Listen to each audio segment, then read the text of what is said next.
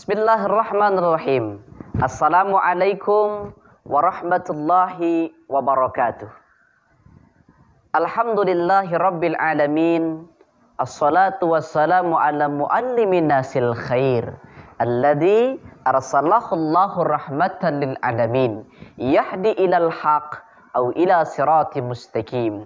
Allahumma salli ala sayyidina Muhammad wa ala alihi sayyidina Muhammad. Amma ba'd. Saudaraku yang dimuliakan oleh Allah Subhanahu wa taala. Di dalam estafet kehidupan yang kita ketahui, kita tidak akan pernah bisa lepas daripada historical sejarah. Mulai dari hitungan tahun menuju tahun, bulan masuk kepada bulan, lalu minggu masuk kepada pas minggu, hari berjumpa dengan hari. Bahkan dalam hitungan detik akan berganti kepada detik-detik yang selanjutnya. Itulah fase-fase kehidupan yang tidak bisa kita tolak. Dan hari ini kita menyadari bahwa kemarin kita berada di bulan yang sangat luar biasa, yaitu bulan Rajab. Dan hari ini tak terasa lagi, saudaraku yang dimuliakan oleh Allah. Kita kini sudah berada di bulan Sya'ban. Dan Allah Subhanahu wa taala telah memberikan gambaran-gambaran yang sesuatu yang luar biasa. Dan Allah Subhanahu wa taala memberikan pelajaran yang istimewa yang dihamparkan, yang terjadi di bulan-bulan yang telah Allah Subhanahu wa taala istimewakan. Ada 3 bulan yang dimana bulan ini adalah berkelanjutan. Bulan apakah itu? Pertama Rajab, Sya'ban, Ramadan. Namun ada 1 bulan yang terpisah, bahkan di dalam satu keterangan minha arba'atul hurum. 3 bulan berturut-turut, namun ada 1 bulan yang terpisah daripada bulan yang ketika itu. Bulan yang terpisah itu adalah bulan Muharram. Ketika Allah Subhanahu wa taala menyebutkan sesuatu yang istimewa, peristiwa-peristiwa yang terjadi di bulan-bulan itu, maka bulan itulah yang diistimewakan oleh Allah Subhanahu wa taala. Salah satu di antaranya adalah bulan Sya'ban. Ada apa dengan bulan Sya'ban? Mengapa Allah Subhanahu wa taala istimewakan bulan Sya'ban? Setidaknya ada 5 hal kenapa Allah Subhanahu wa taala memuliakan bulan Sya'ban. Dan siapa yang berkontribusi secara penuh hati, pikiran dan perbuatannya di bulan Sya'ban, maka dia adalah orang-orang yang Allah Subhanahu wa taala pilih menjadi orang-orang yang Allah Subhanahu wa taala berikan bergelimang keberkahan insyaallah. Saudaraku yang dimuliakan oleh Allah Subhanahu wa taala, kembali lagi kepada sebuah pertanyaan, ada apa dengan bulan Sya'ban? Bahkan seringkali kita berdoa, Allahumma barik lana fi Rajaba wa Sya'bana wa balighna Ramadan. Kita meminta keberkahan di bulan Rajab, bulan Sya'ban, lalu kita meminta kepada Allah Subhanahu wa taala untuk menyampaikan diri kita, usia kita, umur kita sampai ke bulan suci Ramadan. 5 keutamaan kenapa bulan Sya'ban ini dimuliakan oleh Allah. Yang pertama, terjadi di bulan Sya'ban ini Allah Subhanahu wa taala memindahkan kiblat dari Palestina, Masjidil Aqsa di Palestina menuju Ka'bah di Mekah Al-Mukarramah. Jadi terjadinya perpindahan kiblat itu terjadi di bulan Sya'ban. Lalu yang kedua, Allah Subhanahu wa taala ini luar biasa banget. Karena Allah ini menurunkan wahyu, diperintahkannya kita bersolawat kepada Sayyidul Wujud Rasulullah Muhammad sallallahu alaihi wasallam. Dan ayat ini pemirsa, ya sahabatku, saudaraku yang dicintai oleh Allah. Ini ayat ini sangat-sangat luar biasa, familiar ya, familiar sekali. Ayat ini berbunyi innallaha wa malaikatahu yusholluna 'alan nabi. Ya ayyuhalladzina amanu shallu 'alaihi wa sallimu taslima. Jadi yang kedua ini Allah perintahkan kita bersolawat kepada Rasulullah sallallahu alaihi wasallam. Mari kita tengok dan kaji lebih sedikit mendalam, ya. Kenapa Allah Subhanahu wa taala memerintahkan kita bersolawat kepada Rasulullah sallallahu alaihi wasallam?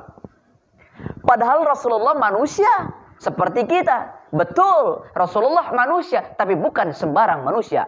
Basyarun lakal basar, manusia tapi bukan sembarang manusia.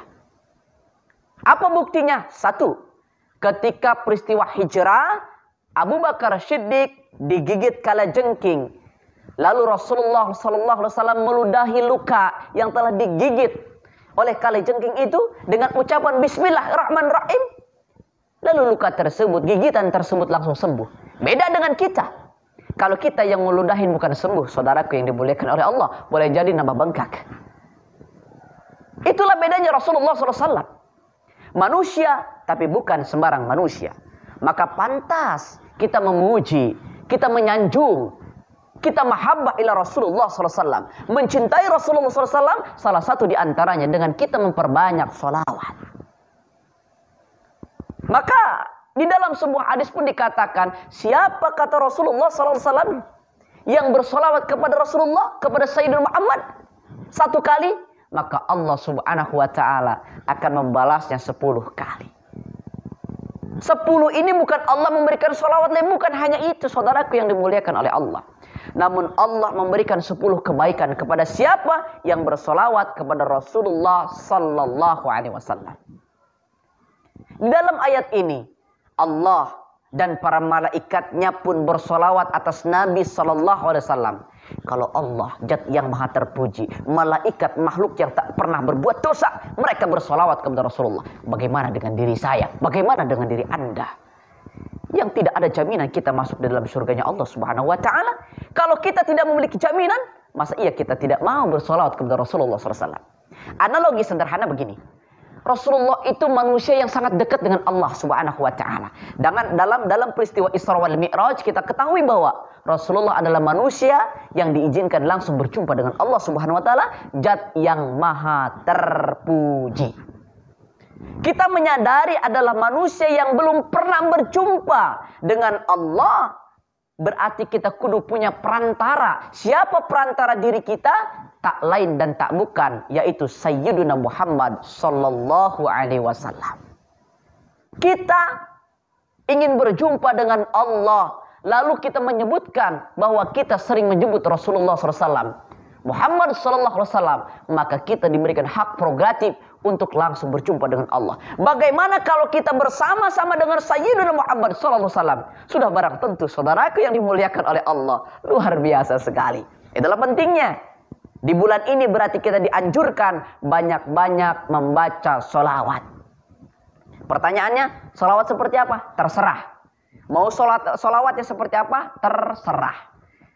Mau sholawat sibil qulub? Boleh. Mau sholawat badat? Boleh. Mau sholawat sifa? Boleh. Sholawat Jibril? Boleh. Sholawat nariyah? Boleh. Yang nggak boleh, nggak baca sholawat. Nggak baca sholawat. Kenapa? Karena dengan sholawat insya Allah kita akan selamat dunia ilal akhirat. Itu yang kedua. Yang ketiga, di bulan Sya'ban ini Allah Subhanahu wa taala memuliakan asbab dianjurkannya diri kita ini karena bulan Sya'ban adalah bulan yang dimana LPG kehidupan kita disetorkan kepada Allah Subhanahu wa ta'ala. Dalam sebuah instansi laporan tahunan itu pasti ada, ya kan? Pasti ada. Apa saja yang pernah dikerjakan, program apa saja yang pernah dilakukan, budgeting anggaran dananya berapa. Maka pas di bulan akhir, di bulan Desember, itu laporan tahunan itu harus dilaporkan, diaudit. Oh, ternyata bagus. Oh, ternyata ini kurang. Ternyata ada penyimpangan, ketahuan. Begitulah dengan Allah Subhanahu wa ta'ala. Seluruh amaliyah-amaliyah kita, perbuatan-perbuatan kita, bulan Sya'ban ini akan disetorkan kepada Allah Subhanahu wa ta'ala. Laporan kita ini diauditnya lolos atau enggak gitu loh. Bagus atau enggak gitu loh.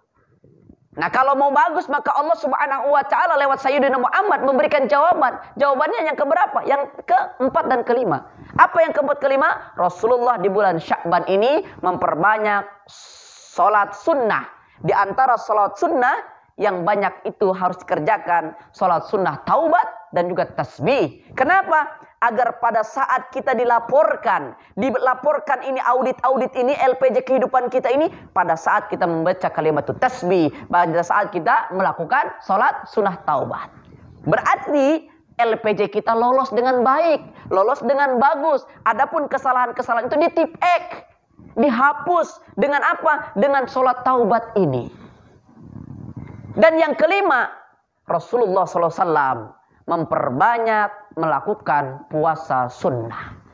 Kenapa? Apabila Allah Subhanahu wa taala memerintahkan malaikat Israil untuk menyambut nyawa kita, dan kita kembalinya dalam keadaan husnul khotimah karena kita dalam keadaan puasa. Atau kalaupun tidak dicabut nyawa kita, ingin disetorkan LPJ kehidupan kita, kita disetorkannya dalam keadaan berpuasa, berarti dalam keadaan baik.